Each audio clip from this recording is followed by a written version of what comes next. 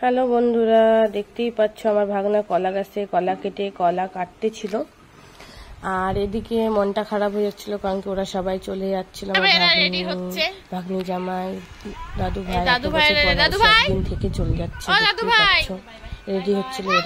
তুমি চলে যাচ্ছ ছাইরে আমাকে থাইকে যাও কেন? স্কুল আছে? তোমার মা মারে তোমাকে? হ্যাঁ, তোমার মা মারে? আমাকে ছাড়ে চলে যাচ্ছ? হ্যাঁ, আবার আসবা? হ্যাঁ, ফোন করবা তো? যায় আমাকে একটা চুম্মা দাও তো, গালে একটু চুমু দাও তো। লজ্জা কেন পাও? হ্যাঁ দাও না কেন? যাচ্ছিস বাড়ি?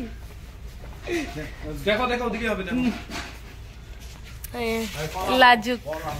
সবাই রেডি হয়ে গেছে, এখন চলে যাচ্ছে, এদেরকে ছাড়তে যাচ্ছিলাম। আর বাবা তো মনটা খারাপ, বাবা তো কান্না করে দিচ্ছিল।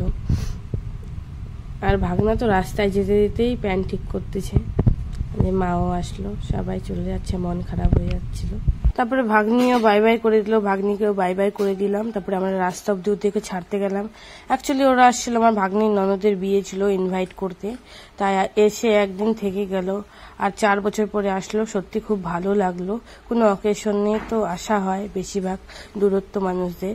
তো আমার ভিডিওটা এখানে শেষ হলো। কার কেমন লাগলো কমেন্টে জানিও।